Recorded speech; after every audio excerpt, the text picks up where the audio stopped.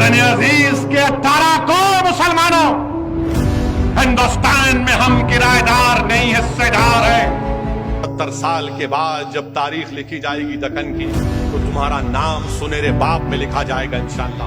हिंदुस्तान के कोने कोने में मैं जाऊंगा, कामयाबी मिले ना मिले वो तो अल्लाह के हाथ में।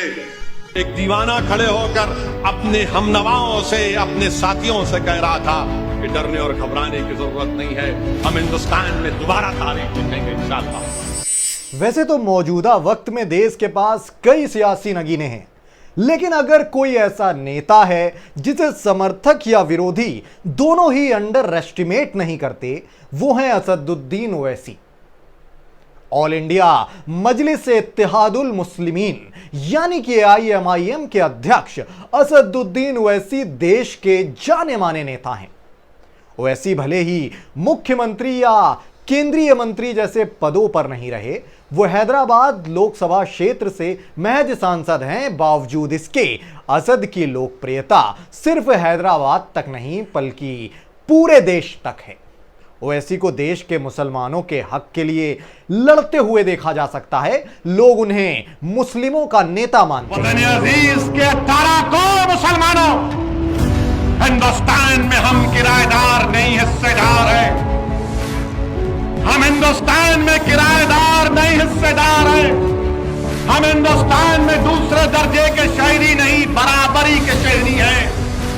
इख्तिदार किसी के पास होगा, मगर तुम मुझे हिस्सेदार और हिस्से से नहीं हटा सकते। तुम मुझे किराएदार का रुतबा नहीं दे सकते।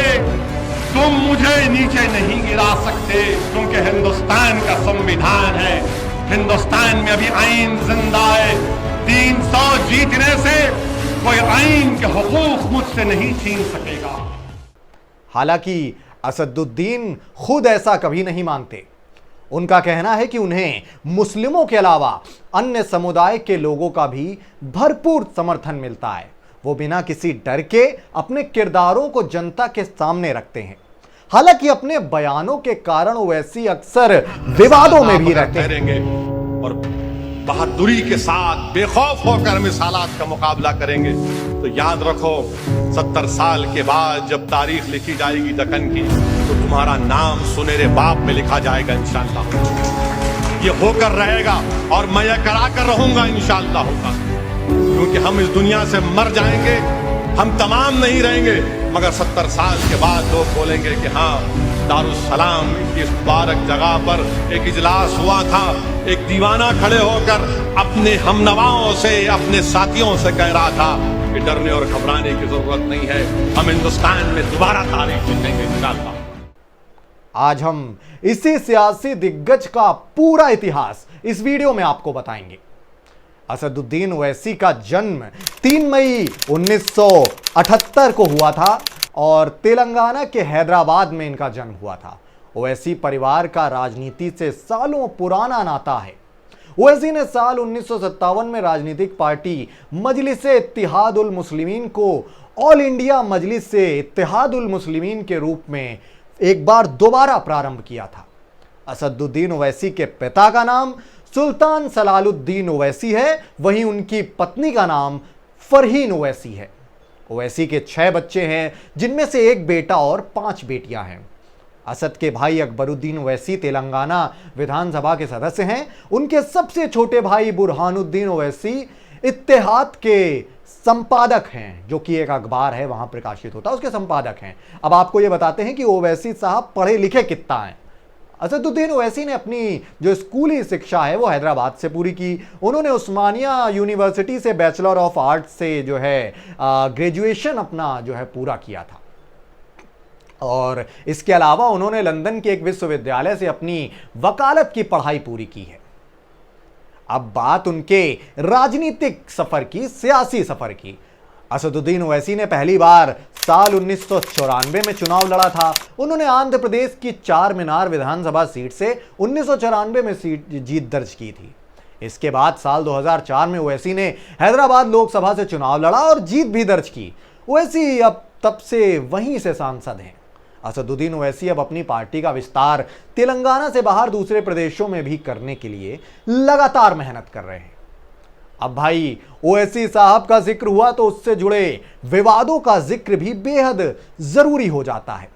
असदुद्दीन ओवैसी का विवादों से काफी गहरा नाता रहा है। साल 2016 में महाराष्ट्र की एक रैली में असदुद्दीन ओवैसी ने भारत माता की जय बोलने से मना करके काफी विवाद खड़ा कर दिया था। इसको लेकर असदुद्दीन ओवैसी की काफी आलोचना भी हुई थी, जमकर आलोचना हुई थी, काफी लोगों ने उन्हें टारगेट पर लिया था। मगर आज आप जब अपना लिबास तब्दील कर रहे तो हम पूछना चाहते हैं आरएसएस के मोहन भागवत साहब से, जिन्होंने नागपुर में कहा कि मुल्क में ऐसे लोग हैं कि वो नारा नहीं लगाते भारत माता की जय का, उनको सिखाना पड़ेगा। मोहन भागवत साहब, मैं नहीं लगाता नारा, क्या करते आप? मेरे गले में छुरी भी रख देंगे तो नहीं बोलूंगा मैं, क्योंकि हिंदुस्तान के कॉन्स्टिट्यूशन में कहीं पर भी लिखा हुआ नहीं है भारत माता की जय बोलना। हिंदुस्तान के असदुद्दीन ओवैसी के ऊपर एक मतदान एजेंट का पीछा करने, उसे जान से मारने की धमकी देने का केस भी दर्ज किया जा चुका है। साल 2009 में कर्नाटक के बीदर जिले में बिना लाइसेंस की बंदूक लेकर रैली में जाने पर उन्हें पुलिस ने हिरासत में लिया था। इसके अलावा मेडक जिले में एक सड़क में काम करने के दौरान उस सड़क निर्माण कार्य में बाधा डालने के आरोप में असद और उनके भाई को जेल भी जाना पड़ा था। ऐसे तमाम विवाद हुए हैं, हजारों विवाद हैं, लेकिन उन्हें मिले सम्मानों की संख्या भी सैकड़ों की तादाद में है। ओवैसी साहब को साल 2005 में 15वीं लोकसभा के चुनाव में किए गए उनके प्रदर्शन के आधार पर संसद रत्न पुरस्कार से नवाजा गया था। वहीं अलग अलग वक्त पर उन्होंने समाज सेवा के कई सम्मान जो हैं वो अपने नाम किए हैं। वहीं अगर उनके राजनीतिक भविष्य को अगर आंका जाए तो वो खुद को अक्सर देश के पीएम पद का दावेदार लगातार पेश करते आए हैं। क्योंकि हम इस दुनिया से मर जाएंगे, हम तमाम नहीं रहेंगे, मगर 70 साल के बाद लोग बोलेंगे कि हाँ, दारुस्सलाम की इस मुबारक जगह पर एक दीवाना खड़े होकर अपने हमनवाओं से, अपने साथियों से कह रहा था कि डरने और घबराने की जरूरत नहीं है, हम हिंदुस्तान में दोबारा तारीख लिखेंगे इंशाअल्लाह। उनका दल AIMIM लगातार देश भर में अपना प्रसार कर रहा है और उनका बढ़ता जन समर्थन विरोधियों के भी लगातार कान खड़े कर रहा है। वो अपनी एक खास विचारधारा लेकर इस सियासी रेस में कहां तक दौड़ पाएंगे, ये जानने के लिए हर सियासी जानकार हमेशा जो है उत्सुक रहता है। तो दोस्तों, ये थी असद साहब की पूरी जन्म कुंडली।